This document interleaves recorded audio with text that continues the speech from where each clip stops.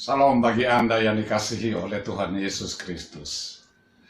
Pemaparan berikut ini merupakan pemaparan dari pikiran saya pribadi sebagai warga jemaat biasa. Saya bukan pendeta atau penginjil, juga bukan pengurus organisasi gereja manapun. Jika Anda tidak setuju mengenai pemaparan saya ini, silakan tuliskan ketidaksetujuan Anda di kolom komentar untuk kita diskusikan. Pertanyaan yang sudah lama menggelitik di pikiran saya adalah, pernahkah kita berpikir bahwa kesengsaraan dan penderitaan fisik yang dialami Yesus Sang Mesias hanya sekedar mempertunjukkan bahwa ia harus rela menderita siksaan fisik terlebih dahulu sebelum disalibkan demi melengkapi karya penebusan agungnya? Selain penderitaan psikologis luar biasa, baik diolok-olok, dihina, dicerca, dan maupun diludahi, mari kita renungkan sejenak berbagai siksaan dan penderitaan fisik yang dialami Yesus Kristus sebelum akhirnya disalibkan. Penderitaan fisik pertama, mahkota duri.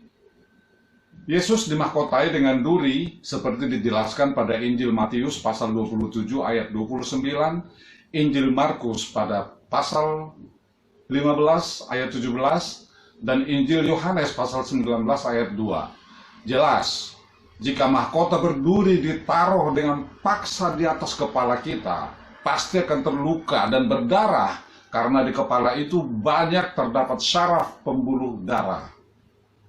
Penderitaan fisik kedua, Yesus dicambuki. Yesus dicambuki sebanyak 39 kali menurut Undang-Undang Kekaisaran Romawi. Kenapa hanya 39 kali dicambukkan? Menurut berbagai literatur, apabila seseorang dihukum cambuk lebih dari 39 kali di masa itu, atau katakanlah sampai 40 kali cambukan, maka dapat dipastikan orang yang dicambuki itu akan mati di tempat. Sedangkan massa yang dipenuhi emosi dendam kesumat menghendaki agar Yesus disalibkan dan mati di kayu salib. Tetapi sesungguhnya kematian Yesus di kayu salib itu memang sudah dinubuatkannya sebelumnya. Pencambukan itu sangat kejam dan luar biasa menyakitkan. Jika Anda pernah menonton film The Passion of Christ, di mana Yesus diperankan oleh aktor Hollywood Jim Caviezel dan sutradara Mel Gibson, terlihat pada cambukan terakhir, yaitu cambukan ke-39, daging di daerah tulang rusuk Yesus tercabik hingga tulang rusuk terlihat jelas. Saya yakin film itu dibuat hampir mendekati adegan aslinya. Penderitaan fisik ketiga, memikul salib. Yesus dipaksa memikul salibnya sendiri, dengan kepala bermahkotakan anyaman duri yang tajam dan tubuh penuh luka akibat cambukan. Yesus dipaksa memikul salib. 12 kali Yesus terjatuh akibat beratnya kayu salib itu, hingga pasukan Romawi bertemu dengan seorang lelaki bernama Simon dari Kirene yang baru kembali dari luar kota dan memaksa lelaki itu memikul salib menggantikan Yesus hingga rombongan itu tiba di Bukit Golgota, yang disebut juga sebagai tempat tengkorak. Bayangkan, tubuh penuh luka harus memanggul salib yang sedemikian berat. Luar biasa penderitaan Yesus. Penderitaan fisik keempat, disalibkan. Yesus dibentangkan di atas kayu salib dalam posisi telentang. Lalu kedua tangannya dipakukan dengan paku besar sebesar paku bantalan rel kereta api. Kedua kaki disilangkan dengan posisi bertumpu lalu dipakukan. Kemudian salib itu ditegakkan dengan tubuh Yesus menggelantung di salib. Bayangkan penderitaan Yesus kala itu. Dalam keadaan hidup, dia disalibkan. Penderitaan fisik kelima, haus dan diberi minum racun.